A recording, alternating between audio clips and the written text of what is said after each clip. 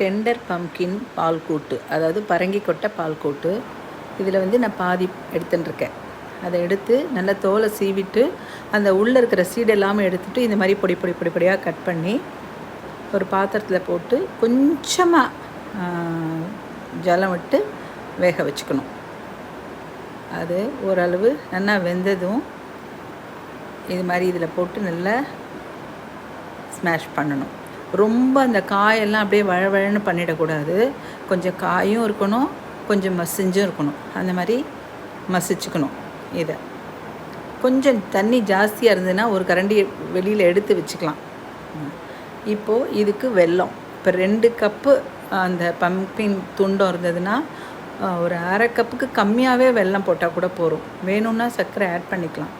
வெல்லம் போட்டுட்டு அது மேலே ஒரு 2 டேபிள் ஸ்பூன் தேங்காய் துருவல். சில பேர் தேங்காய் பால் விட்டே இதை பண்ணுவா. நான் இன்றைக்கி தேங்காய் துருவல் போட்டிருக்கேன். எனக்கு அது மாதிரி அது கொஞ்சம் சக்கையாக இருந்தால் நல்லாயிருக்கும்னு சொல்லிட்டு. ஸோ வெல்லம், தேங்காய், இந்த பரங்கிக்காய் துண்டும். நான் கொஞ்சம் ஏலக்காய் பொடி போட்டேன், ஏன்னா வெல்லம் போடுறதுனால.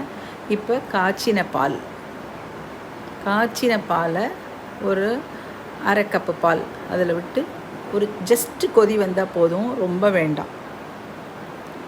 நல்லா கெட்டியாகிடும். இதுவே கொஞ்சம் நாழி ஆச்சுன்னா நல்லா கெட்டியான பதத்துக்கு வந்துடும்.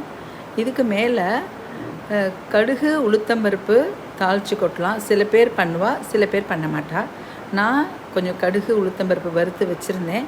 அதை இது மேலே கொஞ்சமாக போட்டுட்டேன். ஜஸ்ட்டு அதோட வாசனைக்கு, அந்த கடுகு உளுத்தம்பருப்பு வாசனை வந்து நல்லாயிருக்கும்னு சொல்லிட்டு இதில் போட்டுட்டேன்.